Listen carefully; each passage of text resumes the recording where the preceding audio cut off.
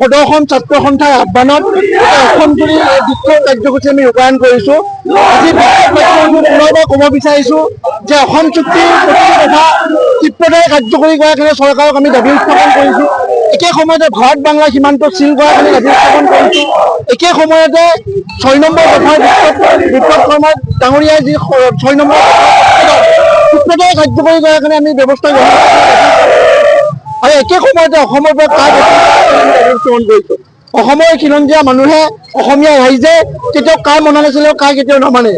আজি মুখ্যমন্ত্ৰীয়ে মই প্ৰশ্ন কৰিব বিচাৰিছোঁ আজি প্ৰতিবাদস্থলীৰ পৰাই যে কাৰ্বি আংলঙত যদি কাৰখন বেয়া, হোজাই জিলাৰ কাৰণে কাৰখন কেনেকৈ ভাল, যদি আজি বাক্সাৰ কাৰণে কাৰখন বেয়া, নলবাৰীৰ কাৰণে কাৰখন কেনেকৈ ভাল, উত্তৰ পূৰ্বাঞ্চলৰ বাকী ৰাজ্যৰ কাৰণে যদি কাৰখন বেয়া, তেতিয়াহ'লে অসমৰ কাৰণে কাৰখন কেনেকৈ ভাল। অসমৰ খিলঞ্জীয়া মানুহে কাৰ কেতিয়াও মনা নাছিল। আৰু অসমৰ বিদেশী সমস্যা অসম চুক্তিমতে সমাধান হ'ব লাগিব। অসমৰ পৰা মৌলবাদীয়ে পুলিয়ে পোখা উত্থান কৰিব লাগিব। আৰু একে সময়তে অসম চুক্তিৰ প্ৰতিটো দফা কাৰ্যকৰী কৰাৰ কাৰণে ব্যৱস্থা গ্ৰহণ কৰাৰ কাৰণে দাবী উত্থাপন কৰিছোঁ। ভাৰতৰ প্ৰধানমন্ত্ৰী ডাঙৰীয়াই কৈছিল যে 16 মে তাৰিখে তালিৰ পৰা বান্ধিব লাগিব। কিমানটা 16 মে গ'ল? অকল মাত্ৰ ভাৰতৰ প্ৰধানমন্ত্ৰী দুদিনমান আগত গুৱাহাটীলৈ অসমলৈ আহিল।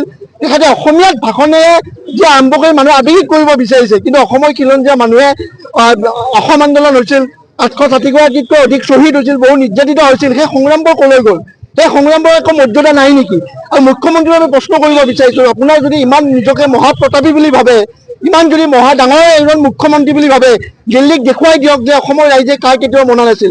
আৰু অসমৰ ৰাইজে যেতিয়া পৰ্যন্ত কাৰ বাতিল নহয় সেই পৰ্যন্ত খিলঞ্জীয়া মানুহে গণতান্ত্ৰিকভাৱে আন্দোলন কৰিব আমি বাধ্য হ'ম।